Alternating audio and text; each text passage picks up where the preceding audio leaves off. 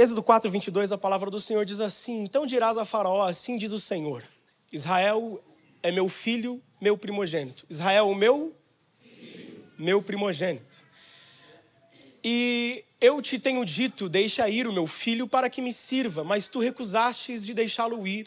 Eis que eu matarei ao teu filho, o teu primogênito.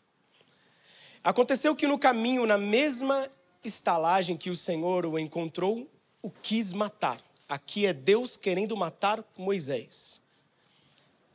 Então Zípora, sua esposa, mãe de seus filhos, tomou uma pedra afiada e circuncidou o prepúcio de seu filho, o mais velho, no caso aqui Gerson, e o lançou aos seus pés e disse: certamente me és um esposo sanguinário.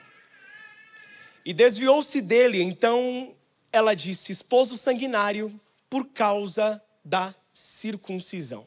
Amém? Pode se sentar. Fique à vontade. Quando eu estava voando para cá, nossa, que chique, né?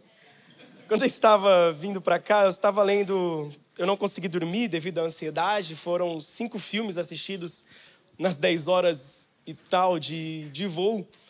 E eu comecei a ler o livro de Êxodo sempre quando... Obrigado, meu amigo. Sempre quando estou com tempo livre, é sempre bom ler a Bíblia, né?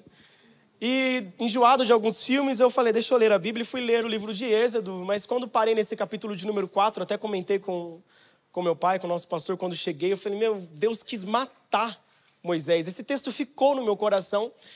E de ontem para hoje, depois da festa sensacional que tivemos ontem, né? No casamento da Vitória e do Bruno, eu fiquei me perguntando antes de dormir, Senhor, o que ministrar, Dia das Mães, o que ministrar? E esse texto não saía do meu coração, e eu louvo a Deus porque tudo se encaixou. E eu quero falar nessa noite sobre 3 legados de uma mãe para os seus filhos. Esse é o tema, se você quiser anotar, são 3 legados de uma mãe para os seus filhos. E Deus me levou para esse contexto, nós vamos voltar para ele daqui a pouco. Mas é interessante, porque quando se fala de legado, nós temos 2 coisas que os pais podem deixar para os filhos. Quantas coisas? A primeira é a herança e a segunda coisa é o legado. E o que muda, a diferença delas é justamente a preposição. Por quê? Porque a herança é aquilo que você deixa para os seus filhos. O legado é aquilo que você deixa nos seus filhos. Então, a diferença entre herança e legado, as 2 coisas são importantes, mas a diferença delas é onde eu deixo aquilo que eu quero para os meus filhos. Se eu vou deixar para eles, ou seja, do lado externo, ou se eu vou deixar neles, ou seja, do lado interno. Então a diferença de herança e legado é justamente a preposição. Se você vai deixar algo para ele, ou seja, uma casa, um terreno, dívidas, né? Você vai deixar do lado de fora. Se você for deixar algo dentro, um bom caráter, uma boa índole, uma ética bem construída, você vai deixar algo dentro dele. Ou seja, esse é o legado.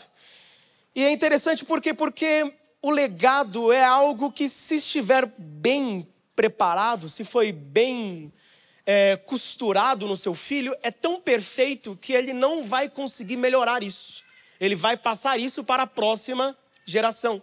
Agora, uma herança não. A herança ela é boa, sim, mas os filhos sempre podem melhorar. Se você deixar um carro, daqui 10 anos, aquele carro que você deixou já está 65% mais barato do que quando você deixou. Se você deixar uma casa, dependendo de onde for, o filho pode conquistar algo, sempre pode ir além. Porque a herança, ela tem uma limitação. Toda herança tem uma limitação. Mas um legado bem costurado nos seus filhos, ele não tem um limite. Ele não tem uma limitação.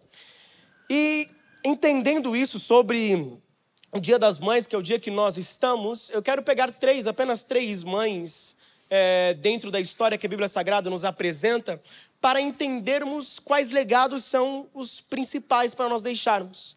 E esse capítulo de número 4 de Êxodo, uma coisa que eu também reparei é que esses 4 primeiros capítulos, eles são muito fraternais. Esses 4 primeiros capítulos do livro de Êxodo, eles são muito familiares. O conceito de família está muito presente ali. O conceito de primogenitura é muito presente e o conceito maternal também é muito presente.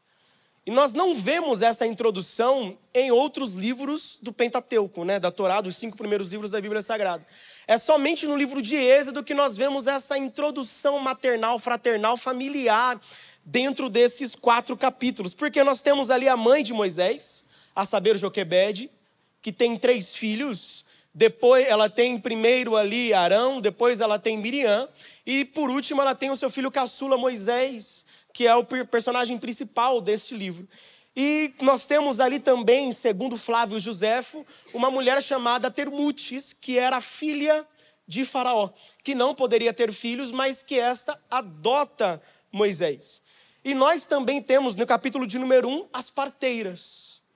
E é interessante porque aquelas parteiras, o contexto vai nos dizer que elas não tinham famílias. Aquelas parteiras, por exemplo, Sifrá e Puá, que o até então talvez Tutmose II o chama para trazer um decreto dizendo: olha, vocês vão matar todos os filhos homens que nascerem das mulheres hebreias. E elas não acatam aquela ordenança de Faraó. Elas estavam acostumadas somente a gerar, mas Faraó quis mudar o conceito, Faraó quis mudar o talento, Faraó quis mudar o alvo do dom delas. Vocês ajudam a dar luz, agora eu quero que vocês ajudem a matar. Porque tudo aquilo que vem do Egito, ele vai querer que você continue na mesma área, mas somente mude o endereço. Ele quer que você continue no mesmo ambiente, mas mude o foco. Não, você pode adorar, mas adora aqui, foi o que Faraó ofereceu para Moisés. Querem adorar? Adora aqui, construa o templo de vocês, adora no Egito. Só que existem coisas que não cabe de nós fazermos dentro do Egito. E nós entendemos isso dentro desse contexto do livro de Êxodo. E aquelas mulheres, elas não tinham filhos, porque no capítulo de número 1, o versículo 19, 20 e o 21, vai dizer para nós que quando elas começaram a ajudar as hebreias e não a atrapalhar, começaram a promover a luz e não a atrapalhar, Deus no versículo de número 21, coloque para nós, por favor, Murilo, vai dizer: olha, e aconteceu que como as parteiras temeram a Deus, eles lhe estabeleceram casas, mas aí dentro do original vai dizer famílias. Ou seja, elas abençoaram a Deus e Deus estabeleceu elas famílias. Elas ajudavam a ter sem mesmo ter aquilo. Elas ajudavam mulheres a dar luz sem elas mesmas terem passado por aquilo. Mas por elas ajudarem, por elas não atrapalharem, Deus também fez elas gerarem. Então nós temos um conceito maternal aí também no capítulo de número 1. E mais para frente, no capítulo 3, no capítulo 2, no capítulo 3 e 4, nós temos Zípora, que é esposa de Moisés, mãe de seus 2 filhos. O mais velho, Gerson, e o mais novo, Eliezer. Então, o que é um legado? O legado é aquilo que nós deixamos para os filhos. O que uma mãe deve deixar para o filho dentro de um legado é uma bênção profética. Anote aí, o primeiro legado que uma mãe deve deixar para o seu filho é uma bênção profética. Diga comigo, uma bênção profética. E foi justamente isso que Ana fez. Na última feita que ministrei aqui, em dezembro, nós falamos justamente da bênção profética que tem lá na canção de Ana. 1 Samuel, capítulo de número 2, vai dizer lá de uma forma profética, diz que Deus trovejará. E o que mais Deus faz no ministério de Samuel é trovejar nesse ministério. Porque quando nós vamos ver até Samuel, Deus fala com muitos homens na Bíblia Sagrada. Deus fala com Noé, Deus fala com Abraão, com Isaac, com Jacó. Deus fala com muitos homens, mas quando vai chegar em Samuel, Deus fala de um jeito diferente. Por quê? Porque Deus fala com Samuel no meio de trovões. Da mesma forma que a mãe dele profetizou que Deus trovejaria sobre seu filho, Deus responde isso e ele troveja sobre o ministério de Samuel. Nós podemos ver isso em 1 Samuel capítulo 6 e 7 e também em 1 Samuel capítulo de número 12. Nós vemos que no meio dos trovões Deus traz respostas para Samuel. Ou seja, uma mãe que decidiu passar para o seu filho uma bênção profética e ele alcança aquilo. Samuel começa a viver aquilo. E é interessante porque Ana, como uma mãe, ela só recebeu aquilo porque ela entendeu que Deus só daria para ela aquilo que ele também tivesse uma parte. Ana entendeu que Deus só entregaria para ela um filho se ele também tivesse parte disso. Uma das coisas que o contexto neopentecostal nos ensina é que se nós não recebemos algo, é porque nós não fazemos direito. Nós não fomos guiados pelo caminho certo. Quando eles analisam o contexto do voto de Ana, eles vão dizer que Deus só abençoou porque ela fez um voto. Porque se aquele voto não existisse, Samuel também não existiria. Mas Deus abençoou Ana não por causa do voto, mas por causa das palavras dela. Deus abençoou aquela mãe não pelo que ela prometeu, mas pelo que ela disse. E é justamente isso que a Bíblia nos ensina. A Bíblia vai dizer para nós que se nós não recebermos algo é porque nós não pedimos direito. Tiago vai nos dizer isso. Se você pedir mal, você não recebe. Se você não recebeu, é porque você pediu mal. Mas Ana entendeu que para ela receber algo de Deus, Deus também teria que ter uma parte naquilo que ele iria entregar. E o que essa mãe nos ensina é que se nós quisermos algo da parte do Senhor, eu tenho que entender que ele também tem que ter uma parte naquilo que ele vai me entregar. Por quê? Porque ele não vai entregar algo para nós para nos afastar dele. Ele não vai nos entregar ou nos dar algo para nos afastar da presença dele. Por quê? Porque quem faz isso é a concorrência.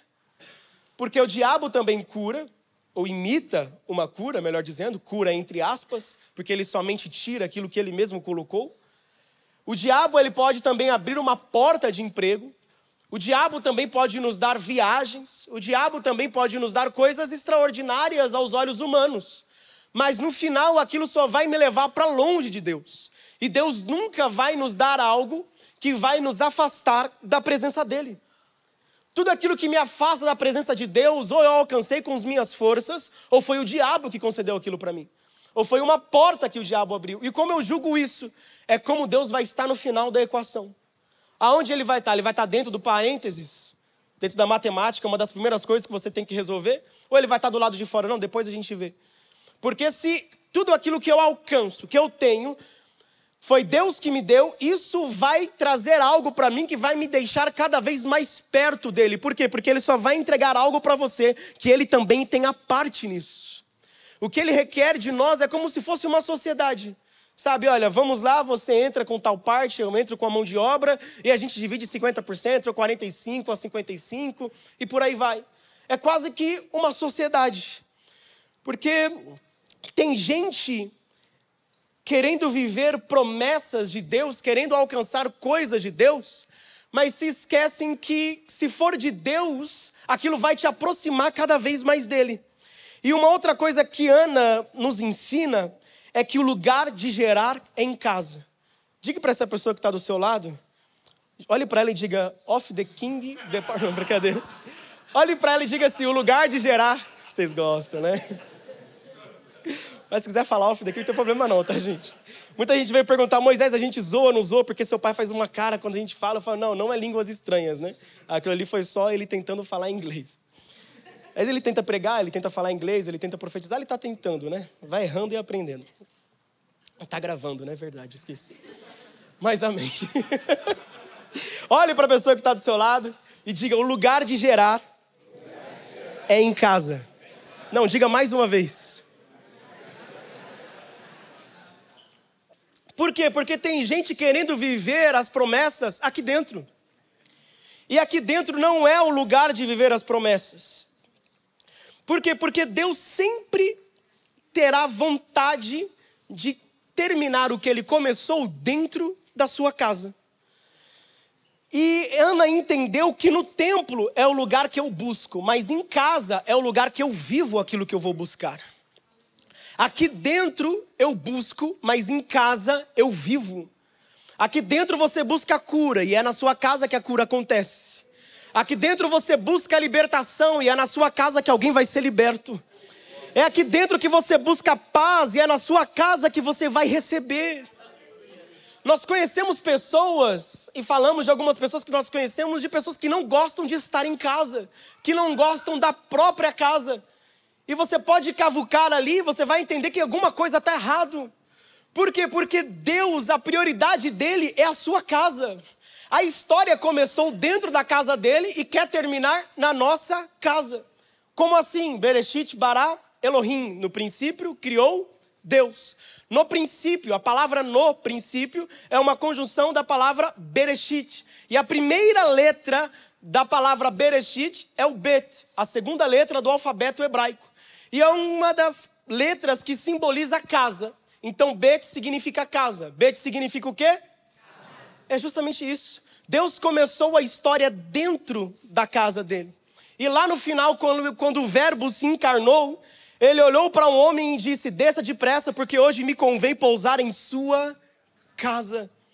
Quando ele estava com 2 dos seus discípulos a caminho de Emaús, eles não conheceram quem estava com ele, mas quando eles entraram na sua casa e sentaram sobre a mesa, ele então se revelou. Por quê? Porque o que ele começou na história, lá no início, dentro da casa dele, ele quer terminar na nossa. Então o alvo de Deus é a minha e a sua casa.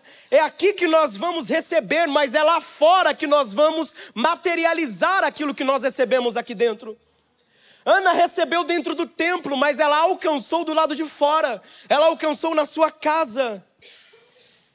A própria palavra igreja, dentro do grego, eclesia, tirados ou chamados para fora.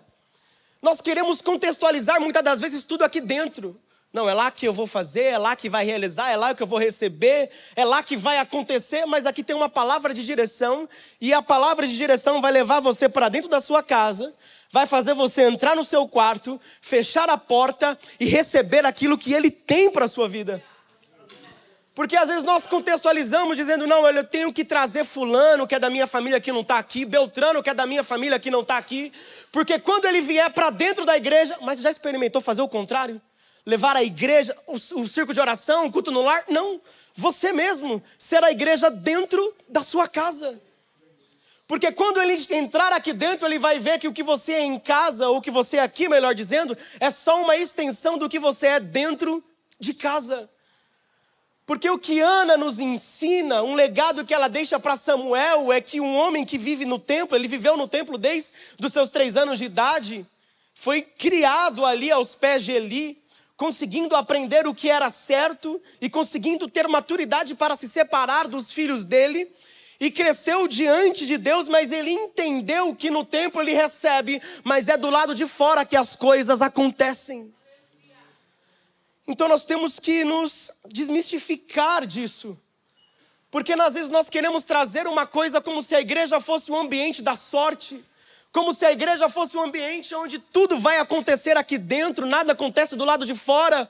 Mas uma das coisas que Deus nos chamou, que Jesus nos chamou para ser, é para ir por todo o mundo, em casa, de rua em rua, para falar desse amor, para falar do que Ele fez por nós.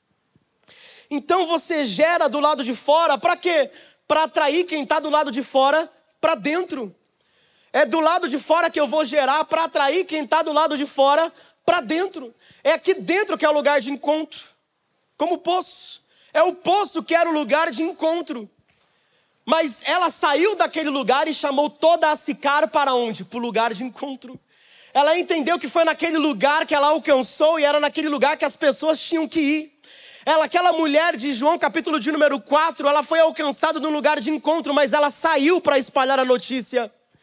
Assim como Ana, ela entendeu que tem coisas que acontecem aqui dentro. Eu recebo aqui dentro. Eu recebo a promessa aqui dentro, mas a materialização disso é do lado de fora. O segundo legado que uma mãe deixa para o seu filho, eu encontro ele em Reis, 2 de Reis, capítulo de número 4. Porque 2 de Reis, capítulo de número 4, nós temos ali 2 mães. Uma mãe pobre e outra rica. Ou melhor dizendo, 2 mulheres, né? Uma pobre e outra rica. Uma que era pobre financeiramente, mas ela rica quando se diz de maternidade. E outra mais à frente, que era rica financeiramente, mas no contexto materno era pobre. E a primeira, ela nos ensina algumas coisas. A primeira coisa que ela nos ensina é que na minha casa não pode faltar azeite. Os filhos que ela tinha ali, a história você já conhece, ela era viúva. Muito provavelmente seu marido está naquele contexto de 1 Reis, capítulo de número 18, aonde ele ajuda alguns discípulos dos profetas, talvez nessa ajuda sustentando eles com pão e com água. Mano, fica à vontade, por favor. Ajudando eles com pão e com água. A Bíblia vai dizer que ele contraiu uma dívida muito grande, talvez por causa dessa ajuda que ele promoveu. E por causa disso ele morreu. Morreu deixando uma dívida que ele achou que teria tempo para pagar aquela dívida. Ele achou que teria momentos para pagar aquilo, para poder quitar, mas a Bíblia vai dizer que ele foi morto. Não sabemos se foi assassinado, não sabemos se foi um acidente, não sabemos se foi por uma causa natural. O que nós sabemos é que ele não organizou a casa. O que nós sabemos é que ele não tinha fundos. O que nós sabemos é que ele cometeu um crime de irresponsabilidade com a sua própria família. Ter dívida é pecado, ter dívida é irresponsabilidade? Não, o que é responsabilidade é a falta de planejamento.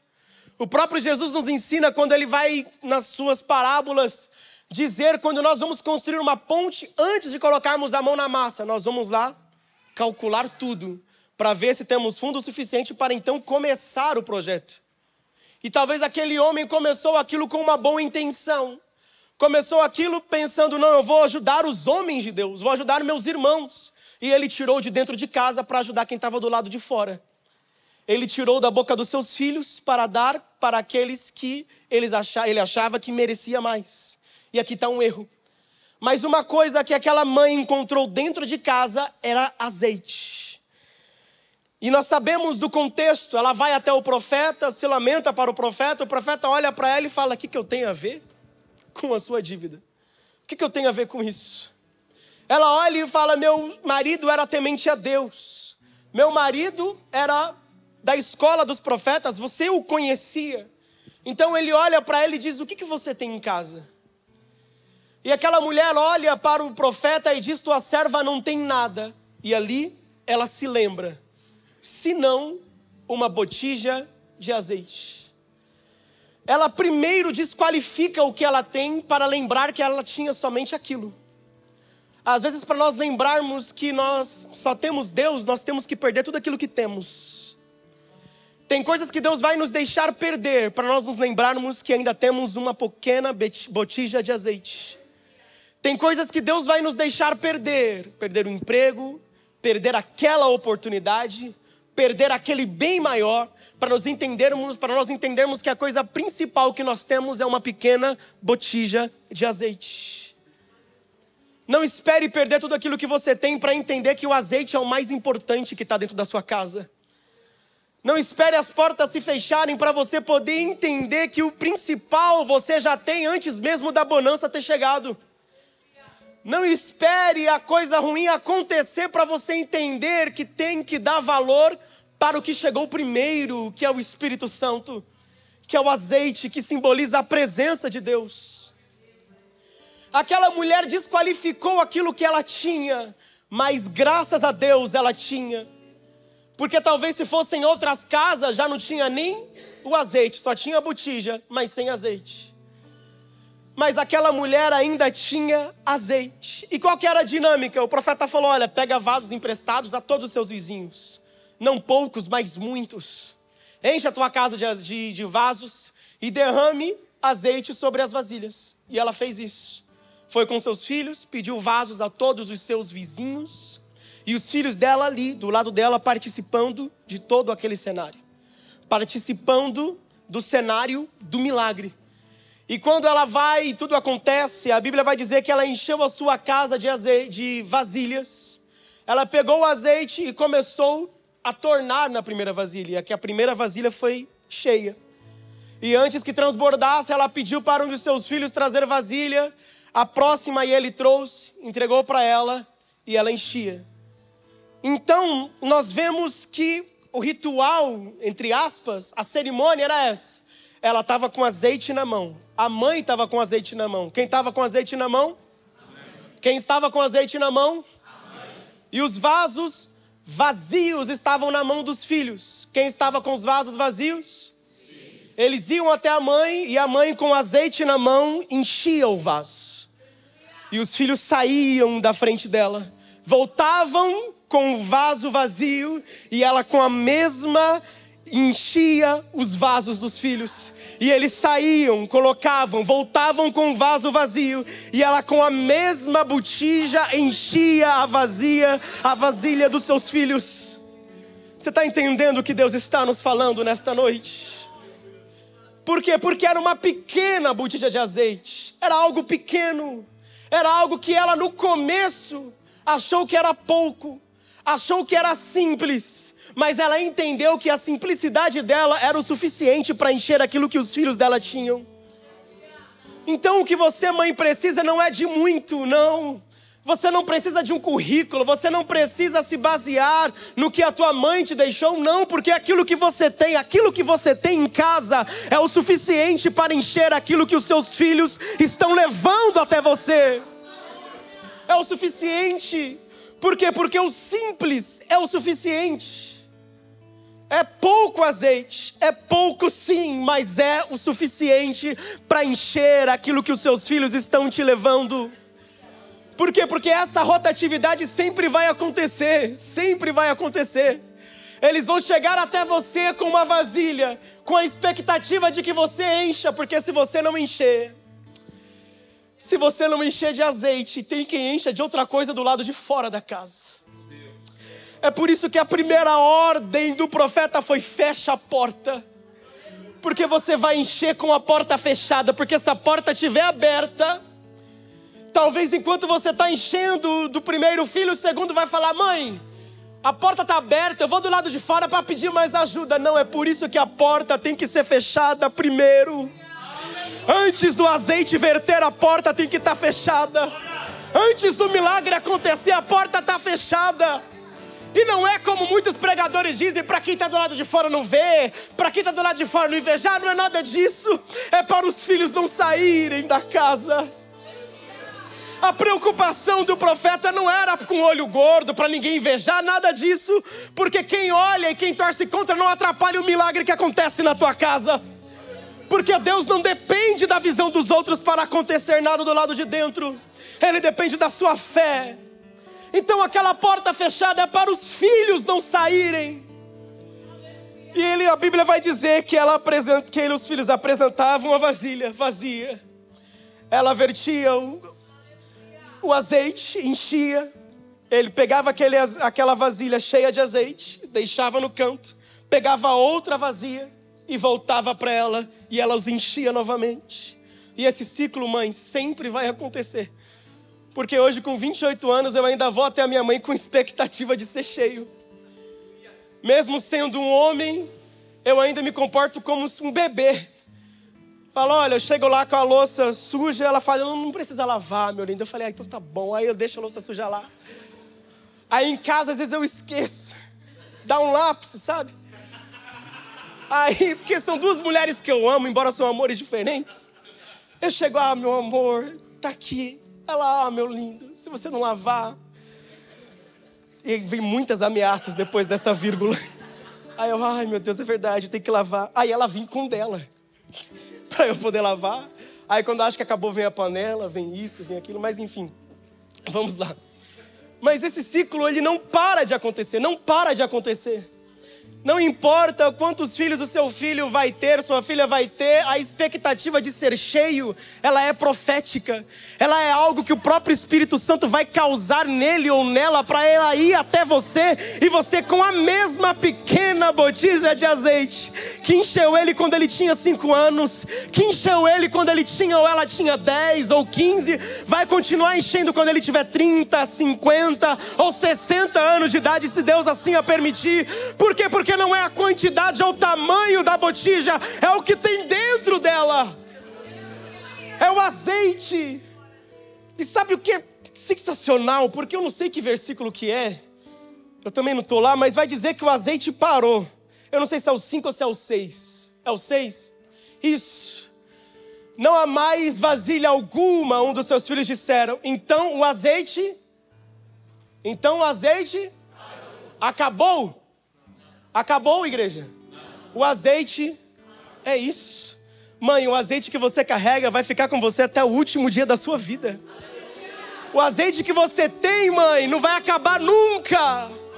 É uma fonte inesgotável o azeite que você tem. É uma fonte, uma autoridade inesgotável. O azeite, ele pode parar, mas acabar não vai acabar. O azeite da sua casa pode parar, mas acabar não acaba não. Por quê? Porque o filho vai sair, deixará o filho teu pai e a tua mãe e uniciar a tua mulher, mas uma hora ele vai voltar para casa, acompanhado ou desacompanhado, mas ele vai encontrar ainda uma pequena botija de azeite. Ele vai encontrar azeite ainda dentro da sua casa. Aleluia. Por quê? Porque o azeite, ele não acaba, ele para, mas ele não acaba. O que Deus tem para a sua vida é inesgotável, mãe. Mãe, o que Deus... Levante a sua mão nesta noite. Porque não é por emoção, é instruído pelo Espírito Santo que eu quero profetizar isso sobre a sua vida. Porque o que tem dentro da sua casa é inesgotável. E você, todas as mulheres, levante as suas mãos, somente as mulheres. Você que é mãe, você que ainda não é mãe. Porque até quem não é mãe ainda, já tem aí no seu coração uma fonte de um azeite inesgotável para a tua casa, para a tua família, para o seu ministério e para a sua vida. O azeite, ele não acaba, ele para, mas ele não acaba.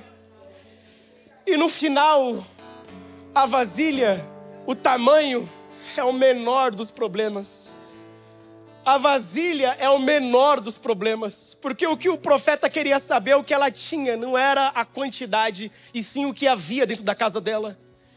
Então esse segundo legado de azeite, não importa a quantia que você deixa, não importa o tamanho que você vai deixar, o que importa é que pingou o azeite dentro. É que tem azeite dentro de você e terá azeite também dentro dos seus filhos. É isso que importa. É porque você passou o azeite. Então no final não vai importar o tamanho da vasilha. O que vai importar é o que tem dentro dela. Porque eu já vi muitas pessoas dizendo: olha, eu sou, mas eu não sou como fulano. Ah, eu sou mãe, mas eu não sou como minha mãe. Minha mãe era isso, era sensacional. Ela fazia isso, ela fazia aquilo. Ela cuidava de 3, de 10, de 15 e tal. Eu não consigo criar 1 ou 2. Eu não consigo fazer isso. Não importa o tamanho da vasilha. O que importa é o que tem dentro. Por quê? Porque se você não encher de azeite, uma hora os filhos vão sair.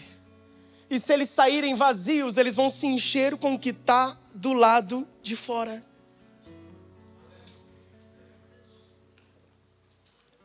Dentro desse versículo 6, ela pede para os seus filhos trazerem a próxima. Eles não trazem, porque não tem mais vasilhas vazias. Não sabemos se a quantidade era pouca, se a quantidade era muita. Um detalhe também que não sabemos se a casa era grande, se a casa era pequena, porque vai dizer que a casa se encheu de azeite.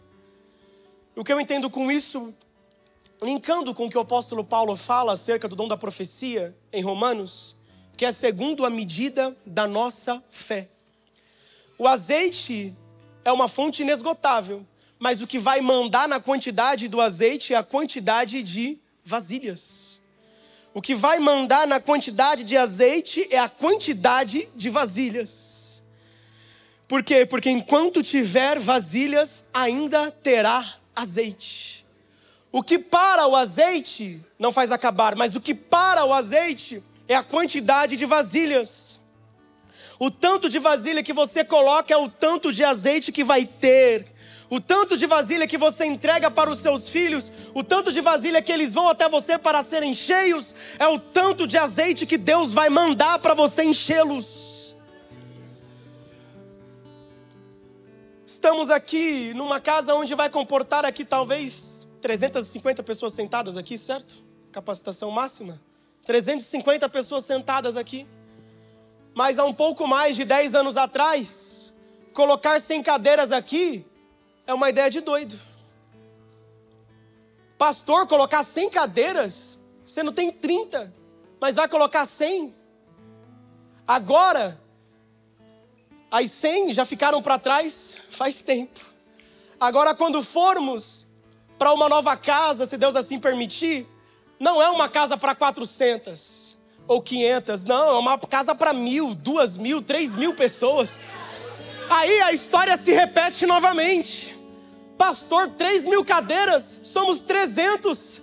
Mas a quantidade de vasilhas vai limitar a quantidade de azeite. A história vai se repetir novamente. A história vai se repetir novamente. Tudo foi acabando naquela casa, menos o azeite. Os filhos sabiam que a família não estava completa. Não tinha uma família completa, mas tinha azeite. Não tinham uma boa quantia em dinheiro, mas tinha azeite. Não tinham muitos bens, mas eles tinham azeite. O que os seus filhos têm que entender é que na sua casa pode acabar algumas coisas, mas o azeite lá dentro nunca acaba. E quando eles forem sair para constituir famílias, eles vão entender que herança é bom. Herança é ótimo deixar, mas o mais importante é deixar um legado de azeite. Por quê? Porque o dinheiro pode acabar, a porta vai fechar, mas o azeite dentro da casa não vai acabar. E se tem azeite dentro da casa, tem sustento da parte de Deus. Se tem azeite dentro da casa e a provisão acabou, significa que agora é Ele que vai começar a prover. Ele que vai ser o Jeová Jireh, o Deus que provê na sua vida. Por quê? Porque na sua casa terá azeite.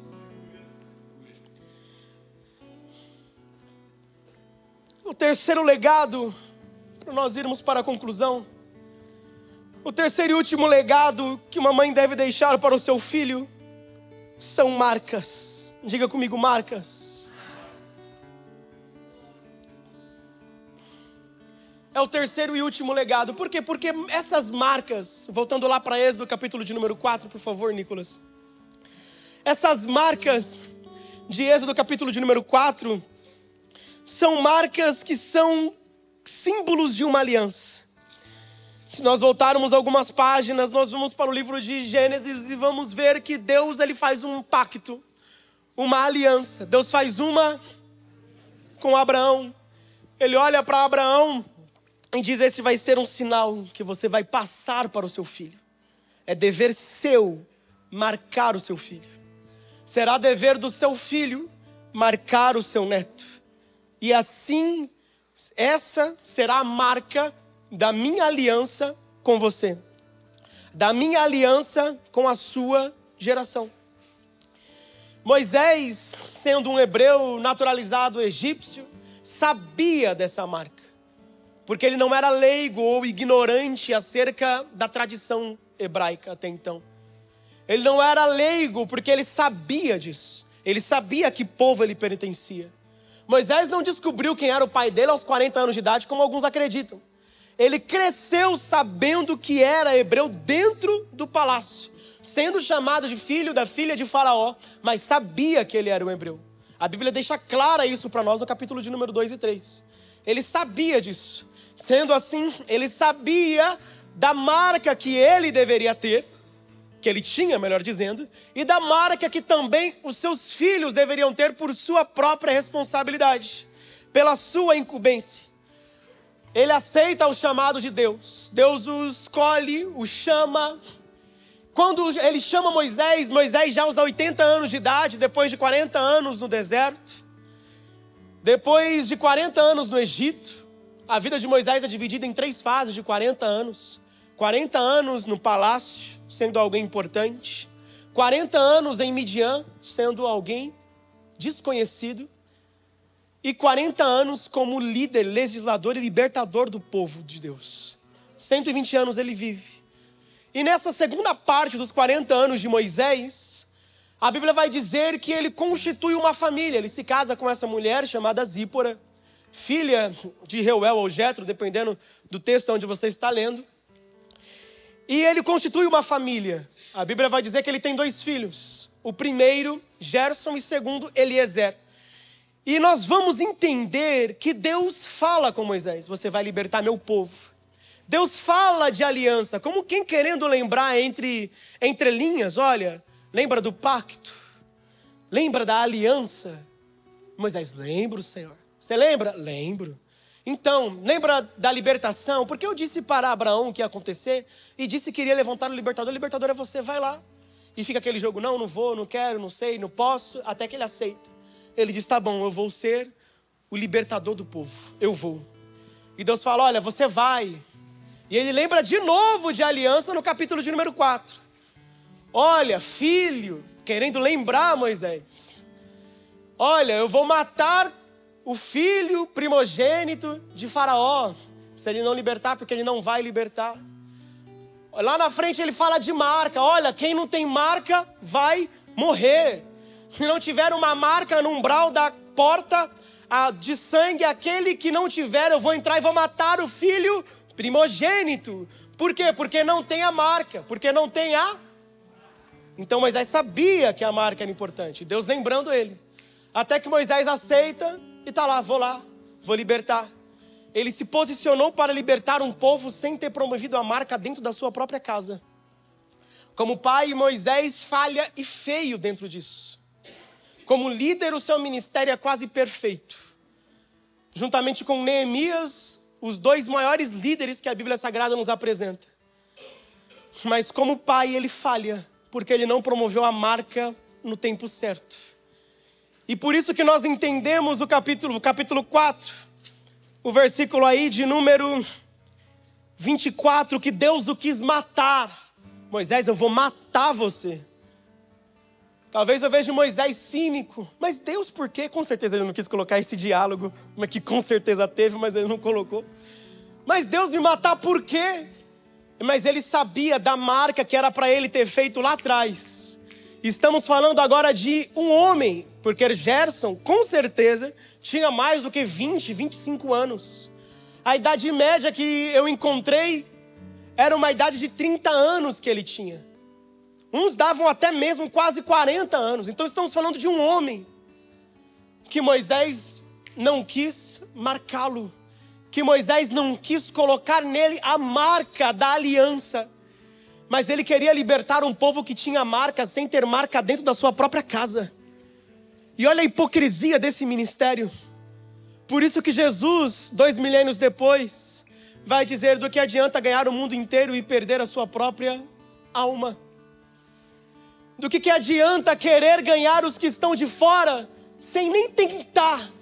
Porque o erro de Moisés não foi querer marcar, mas Gerson corria. Não. O erro é que ele não tentou marcar. O erro é que ele não foi atrás.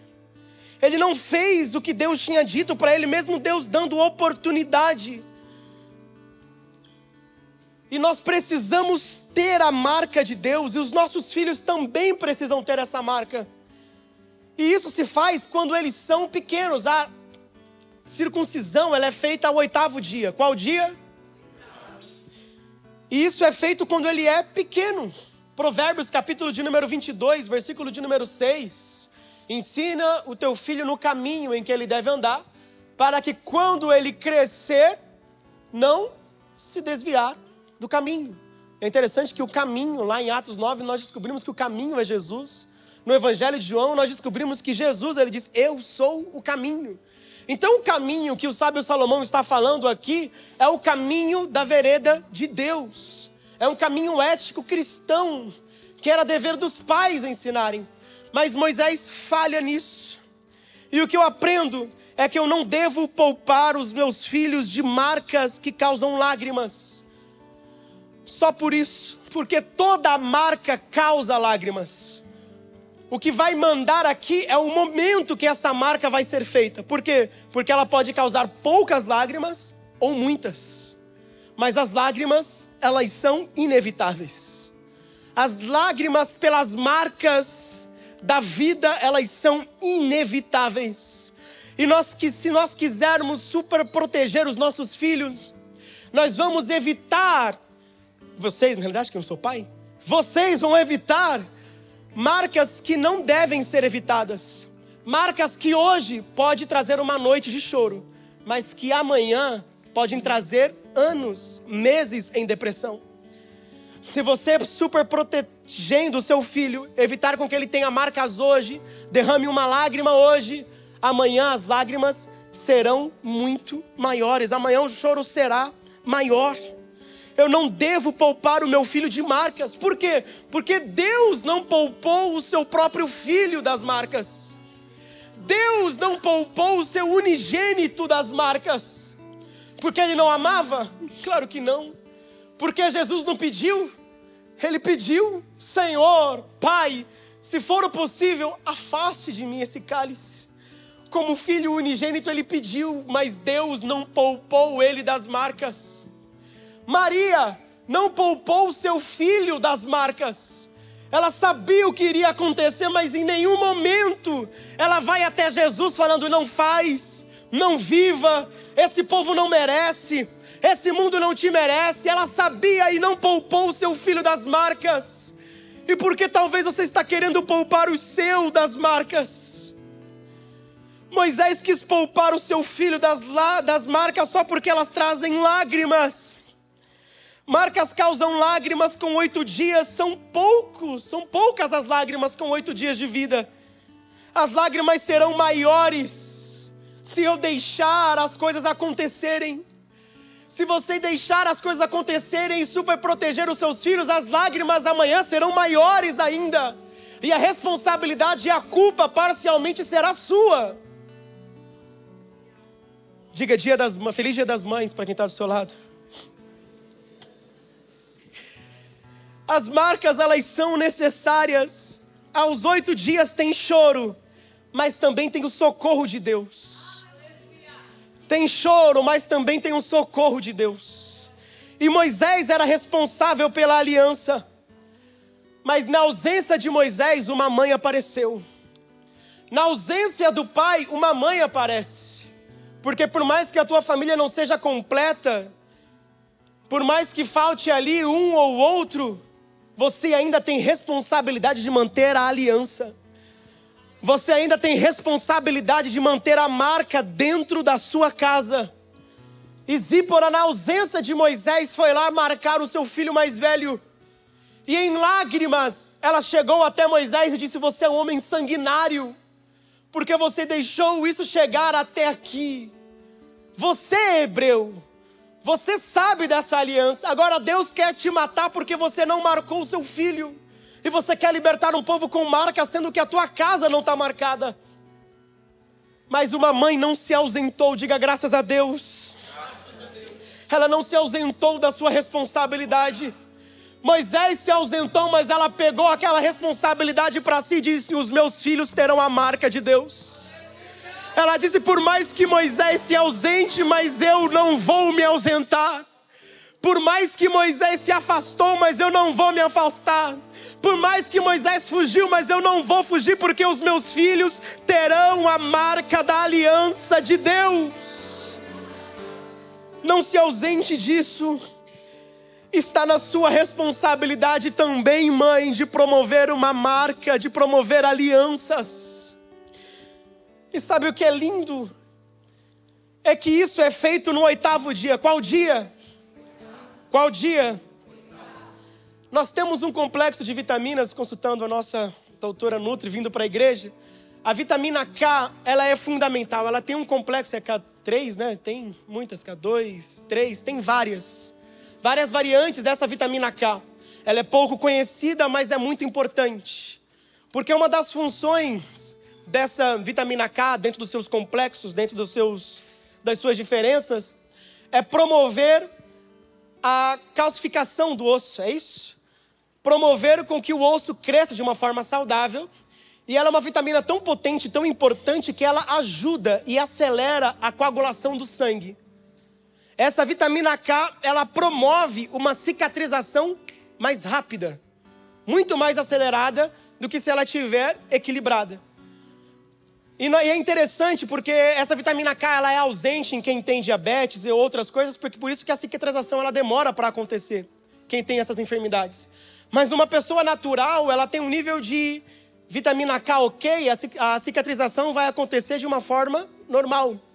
Mas existe um momento na nossa vida que a vitamina K, ela dá um pico de uma forma natural.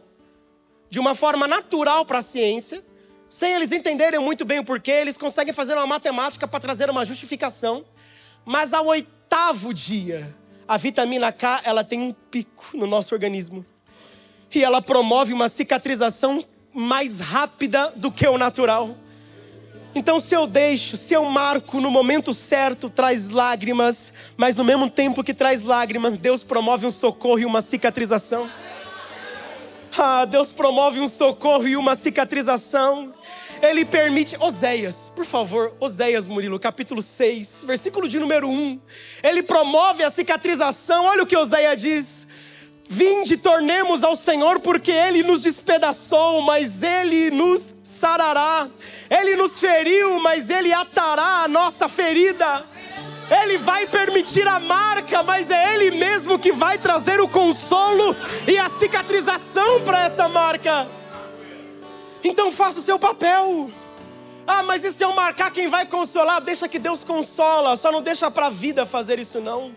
Só não deixa para o mundo fazer isso não. Por quê? Porque o mundo não marca, o mundo mata. E as feridas, elas trazem para a gente alguns mecanismos de defesas, alguns traumas, e vão trazer para nós alguns mecanismos de defesa. Não, vou fazer isso não, porque uma vez eu fiz e deu errado. Uma vez eu fui até aqui e deu errado. E eu lembro muito de uma história que um professor uma vez me contou, que ele tinha uma marcearia, e ele tinha um filho de 4, 5 anos de idade, que entrava toda vez nessa marcearia. E uma vez ele falou, eu tenho que fazer uma porta para fechar assim, assim, assim. Ele sempre deixava aberta, porque não tinha uma porta. E era pequena, era basicamente por hobby que ele fazia isso. E ele entrou nessa marcearia quando estava o silêncio, né? Porque ele falava que quando tinha barulho estava tudo ok. Agora quando estava em silêncio, alguma coisa estava acontecendo. E correu ele e a esposa procurando esse filho. Não acharam no quarto, não acharam no banheiro, não acharam no quintal, não acharam na rua. E ele lembrou, a marcearia. Aí ele entrou lá, quando ele foi ver, o filho dele estava com um martelo de verdade, pequeno que ele tinha, e com um prego de mentira, porque ele tinha comprado para o seu filho um jogo de ferramenta de mentirinha para ele ficar brincando do lado enquanto ele trabalhava do outro lado. Aí ele falou que estava com um martelo de verdade, mas com prego de mentira. Aí ele falou que quando ele ia para socorrer, ele falou, não, vou deixar acontecer, vou deixar uma marca acontecer. E ele falou que o filho fez a primeira certinho, no prego. A segunda foi no pulso. E ele falou que o filho olhou para ele e não tinha nem ar, puxando, sabe aquele choro? Ele falou que o filho dele ficou uns 10 segundos sem emitir som nenhum, porque doeu, mas ele deixou a marca acontecer. Ele falou que anos depois, o filho dele já adolescente, ele trabalhando na marcearia, o filho dele com 20 anos ia até a porta. Pai, vem até aqui, quero falar, pai, alguma coisa. Filho, entra. Ele, não vou entrar. Por quê? Não, eu não gosto muito daqui. Eu não sabia nem explicar porque ele não lembrava. Mas é isso, marcas causam mecanismos de defesas para nós. Ele tinha um trauma, né? E nem lembrava do trauma que ele tinha. E às vezes nós somos assim, eu fui marcado assim também. Eu quero desabafar aqui, já estamos encerrando. Porque eu sempre gostava de comer com meu pai, de jantar com ele, porque eu achava que ele gostava também desse momento. E eu tinha ali... Quantos anos eu tinha? Eu tinha 3 anos. E ele colocava o prato dele, de mocotó. E o meu prato ali, a gente comia junto, só que acho que eu já tinha comido, né? Já tinha comido, ele tinha chegado tarde. Aí ele estava já pronto. E eu queria ali comer com ele. Ele me colocou no colo, mas a comida tinha pimenta. E os irmãos que conhecem sabem que aquele molho de pimenta é suco, né? Então era pimenta fabricada, né? Por ele mesmo, meu Deus do céu, né? Então já imagina como é. O negócio você abria e já começava a chorar. E estava ali no prato dele, ele mexia na comida e comeu. E eu insistindo, porque não sabia o que era. E ele falou, vem cá, filho, eu vou te marcar. E ele foi lá, carinhosamente, eu tenho certeza que fez isso sorrindo. E colocou na minha boca, tá aqui, você quer comer com o pai? Não quer esperar o seu? Então tá aqui, ó. Aí eu comi e chorei por alguns dias. E até hoje, quando ele tá comendo alguma coisa, eu vou lá, eu vou pegar, antes de colocar na boca e cheirar, eu falo, tem pimenta? Até hoje. 28 anos, 20 anos depois, 25 anos depois, eu ainda faço essa pergunta, tem pimenta? Por quê? Porque são marcas, mas são marcas fundamentais que nos criam mecanismos de defesas. Então se você marcar o seu filho hoje, amanhã ele vai criar um sistema de defesa que vai se somar com o natural, com aquilo que vem de Deus para a vida dele. E ele vai entender que uma lágrima hoje, mas é para evitar lágrimas maiores amanhã. Se coloque de pé nesta noite.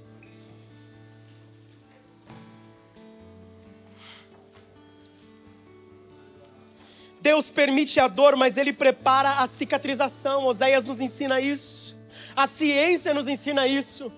Por quê? Porque a circuncisão era feita no 8º dia.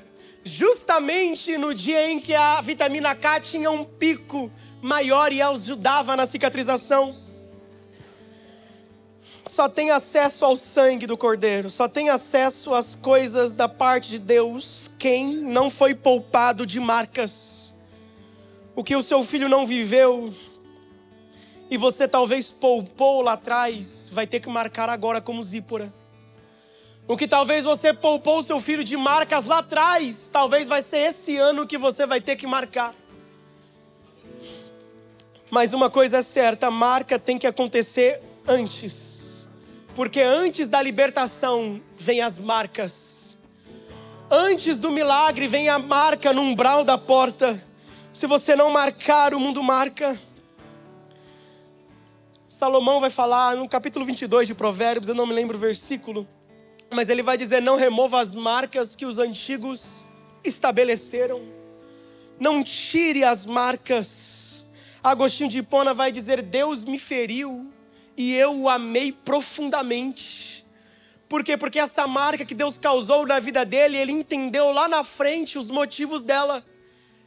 Existia uma marca no apóstolo Paulo que ele rogava toda vez a Deus: Deus, tira isso de mim, eu não quero. Tira esse espinho na minha carne. Jesus olhou para ele e disse: a minha graça te basta. Essa marca vai continuar na sua vida. Marcas causam dores, mas elas promovem alianças. E alianças, elas são usadas como marcas. Até hoje, se você tirar para quem é casado e usa, né? Você vai ter uma marca ali de uso. Por quê? Porque alianças, elas promovem marcas. Quem tem uma aliança tem uma marca. Quem tem uma marca tem uma aliança. Então é uma marca hoje para ser uma aliança amanhã. E para nós orarmos, ela pegou uma pedra afiada. Ela pegou uma pedra afiada ali na estalagem onde eles estavam. O Ministério de Louvor pode se posicionar, por favor. Ela pegou uma pedra afiada ali na estalagem onde eles estavam. E ela foi até seu filho, olhe para mim. Ela foi até seu filho e marcou ele. E aquela pedra afiada, ela pode simbolizar algumas coisas para nós hoje. Talvez para você pai, para você mãe, essa pedra afiada seja algo que era para você ter feito lá atrás e você não fez e vai ter que fazer por agora. Talvez essa pedra afiada que você deveria ter pego lá atrás e não pegou, você vai ter que pegar hoje e vai ter que marcar. Talvez essa pedra afiada é um abraço. Talvez essa pedra afiada é um perdão. Talvez essa pedra afiada é uma reconciliação. Talvez essa pedra afiada que você vai ter que ir até lá e marcar será algo que você não faz já faz tempo. Mas é um tempo de deixar legado. E esse legado é um legado de uma marca na alma. É um sinal, mas é um sinal, é o que vai promover uma aliança. Talvez uma aliança materna foi quebrada. Talvez uma aliança dentro da sua casa foi quebrada. E Deus quer restabelecer alianças hoje. Não é de uma forma literal, não. Mas de uma forma espiritual. Deus quer promover uma aliança dentro da sua casa nesta noite. E hoje é noite de circuncisão espiritual, emocional dentro da sua casa. É uma noite onde vai ter marcas. Porque essa noite é uma noite onde Deus separou para você deixar um legado dentro da sua casa.